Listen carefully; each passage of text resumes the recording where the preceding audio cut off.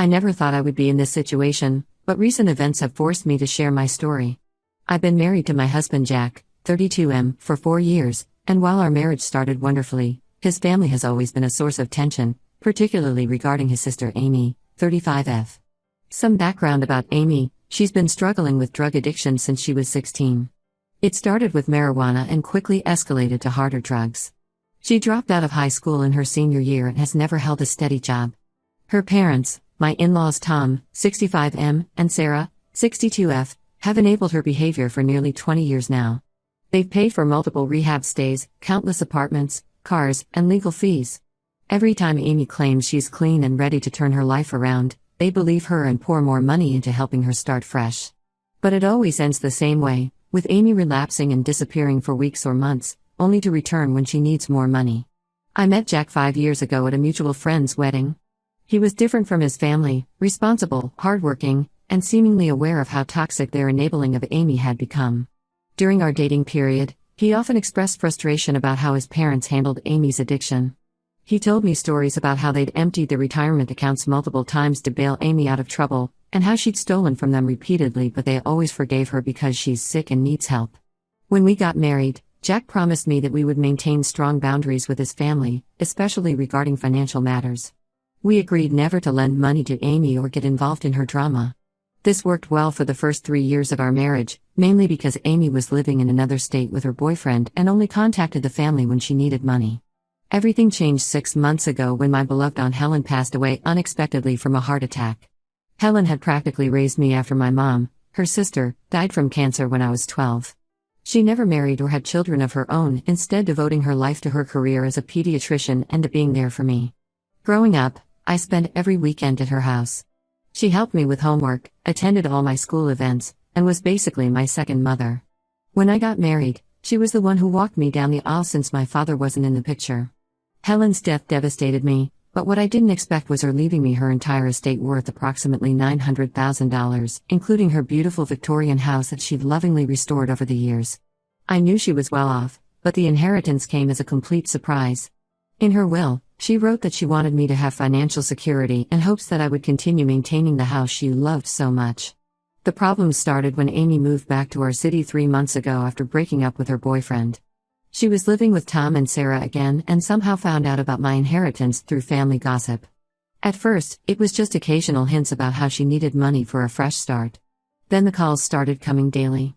She would call or text at all hours, sometimes crying about being broke and hungry, other times angry and demanding that I help her because that's what family does.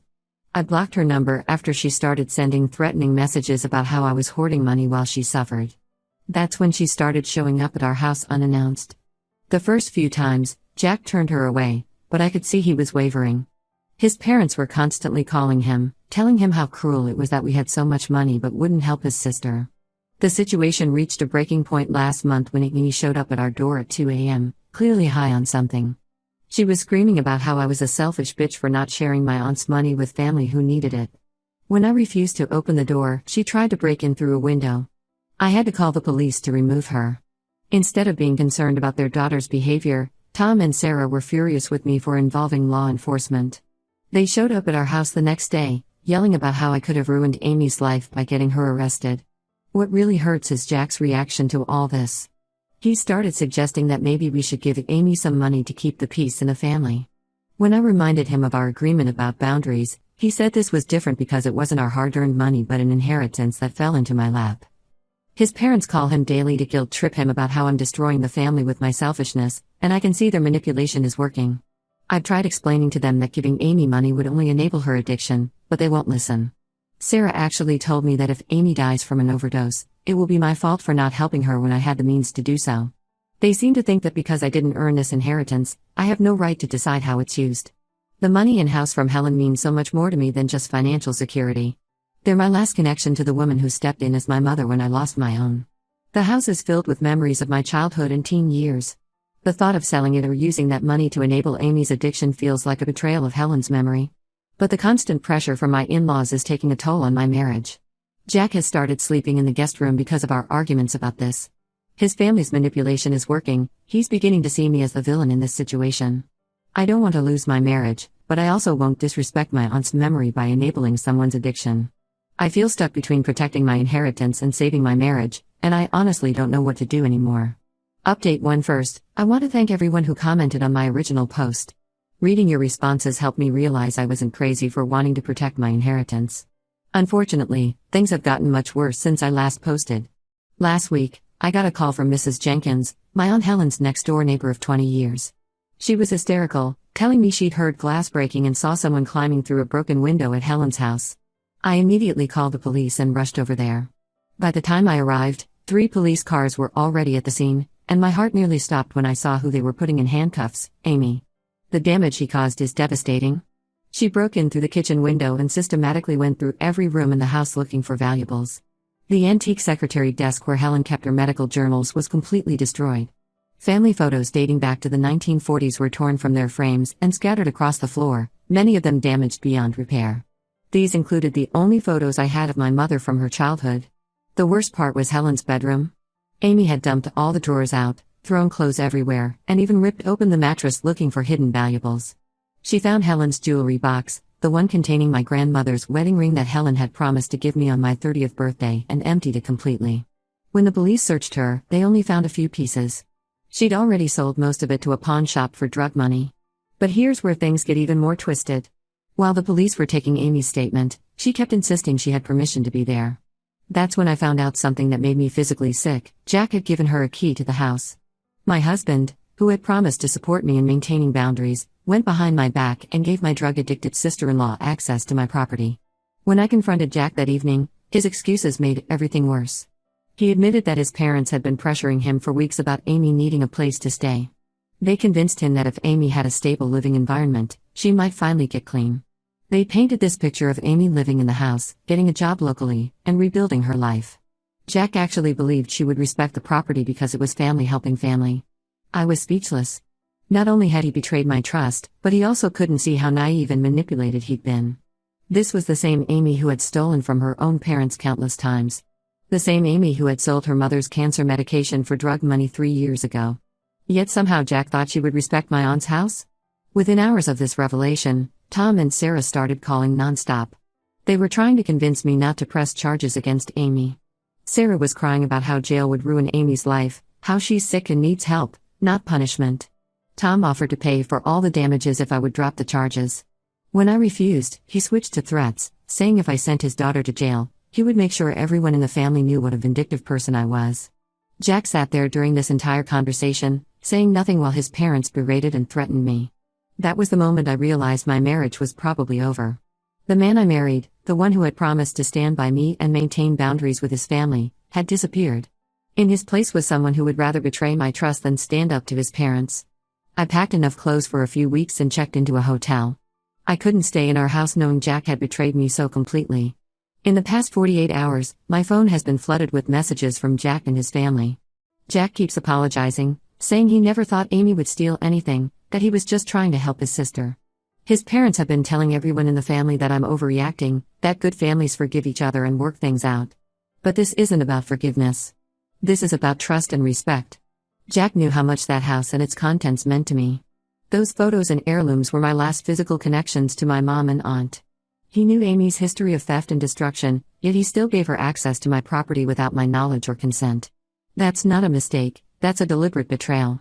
I've contacted a lawyer to discuss my options.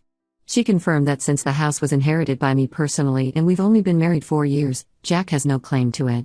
She's also helping me file a restraining order against Amy and documenting everything for potential divorce proceedings. Some family members have reached out to say I'm being too harsh, that Jack was just trying to help his sister and made a mistake. But I don't see it that way. A mistake is forgetting to lock a door. Deliberately giving someone a key to property that isn't yours, knowing the owner wouldn't approve? That's a calculated decision to violate my trust and disrespect my boundaries. Right now, I'm staying at the hotel while my lawyer handles the legal proceedings. The police are still trying to track down the jewelry Amy sold. Every time I think about walking through that house and seeing the destruction, seeing my family photos destroyed and my aunt's belongings violated, I feel physically ill. But what makes me even sicker is knowing that my husband, the person who was supposed to be my partner and protector, was the one who made it all possible. Update 2. I wish I could say things have gotten better since my last update, but But the reality is even worse than I imagined. What I've discovered in the past few weeks has completely shattered any remaining doubt about whether I should try to save my marriage. Last week, I had a meeting with my lawyer to discuss the divorce proceedings. During our review of financial documents, she noticed something odd. Jack had been making regular payments to a law firm specializing in guardianship cases. When she investigated further, what she uncovered made my blood run cold. Jack, Tom, and Sarah had been quietly building a case to have Amy declared mentally incompetent due to her drug addiction. Their plan was to become her legal guardians and then sue me for part of my inheritance on Amy's behalf, claiming she was entitled to family support due to her disability. My lawyer found a chain of emails between them and their attorney discussing their strategy. They had been planning this for months, even before Amy's break-in. The emails revealed that they'd been documenting every time I refused to help Amy, painting me as a cruel person who was denying support to a disabled family member. They had even hired a private investigator to dig into my Aunt Helen's past, hoping to find something they could use to challenge the validity of her will. The most shocking part? Amy's break-in wasn't just a desperate attempt to steal valuables, it was part of their plan. They were looking for my aunt's original will, financial documents, or anything else they could use to strengthen their case. The emails showed Jack had given Amy detailed instructions about where Helen might have kept important papers. They didn't expect her to destroy everything in the process, that was just Amy being Amy, but they were willing to risk my aunt's precious belongings for their scheme. When I confronted Jack with this evidence, his response left me stunned. Instead of showing remorse or trying to deny it, he attempted to justify their actions. He said they were just trying to help Amy the legal way since I was being unreasonable about sharing the inheritance. He actually believed they were doing the right thing. In his mind, using the legal system to try to force me to give up my inheritance was perfectly acceptable because it was for family. The level of calculation and betrayal is staggering. While I was grieving my aunt and trying to protect her legacy, my husband was actively working with his family to take it away from me. Every time he comforted me about the break-in, every apology he made, it was all an act while they worked on their legal strategy behind my back. I immediately filed for divorce and got a restraining order against Amy. My lawyer is also looking into pressing additional charges for the planned fraud. She says their emails provide clear evidence of conspiracy, which could lead to serious legal consequences for everyone involved. The in-laws have completely lost it since their scheme was exposed. They've started telling everyone that I'm mentally unstable and trying to destroy their family. Sarah has been calling my friends and colleagues, telling them I'm having some sort of breakdown and making up lies about her family. Tom has been threatening to expose me, though I'm not sure what he thinks he can expose since I'm not the one who is plotting fraud. The only silver lining in all this is that several of Jack's extended family members have reached out to support me. His Aunt Clara, who had dealt with Amy's theft before, called to tell me she had witnessed similar manipulation tactics from Tom and Sarah over the years. She gave me names of other family members Amy had stolen from, whose complaints were dismissed or covered up by her parents. I'm now staying with a friend while my lawyer handles everything. The house is being repaired and I'm having a top-of-the-line security system installed. Most of the damaged photos have been digitally restored. It cost a fortune, but it was worth it to save those memories. The jewelry is still missing, but the police have leads on which pawn shops Amy visited. What hurts the most isn't even the betrayal, it's the realization that the entire 4 years of my marriage might have been built on lies. Was Jack always this manipulative, or did his parents' influence change him? Did he ever really love me, or was I just a convenient target once they found out about my inheritance? I'll probably never know the truth, and honestly, at this point, I don't even want to know. I just want to get through this divorce and move on with my life. Update 3: I'm finally ready to share what will probably be my last update on this situation. The past few months have been a whirlwind of legal proceedings and family drama, but I'm starting to see the light at the end of the tunnel. The divorce is almost finalized. Jack initially tried to contest it, claiming he deserved part of my inheritance since he supported me emotionally through my aunt's death. His lawyer quickly shut that down after seeing all the evidence of the guardianship scheme. Jack ended up accepting a simple divorce settlement where we each keep our own assets. He's also agreed to pay my legal fees as part of the settlement, probably to avoid me pressing fraud charges over their guardianship plan. Amy's situation has taken an unexpected turn. During her arrest for the break-in, the police found a significant amount of drugs in her possession. Because she has prior convictions, she's facing serious jail time. The prosecutor offered her a deal: if she testified about the guardianship scheme and who put her up to searching for documents during the break-in, they'd recommend a lighter sentence. She took the deal and gave them everything, including text messages from Jack and her parents coaching her about what to look for in the house.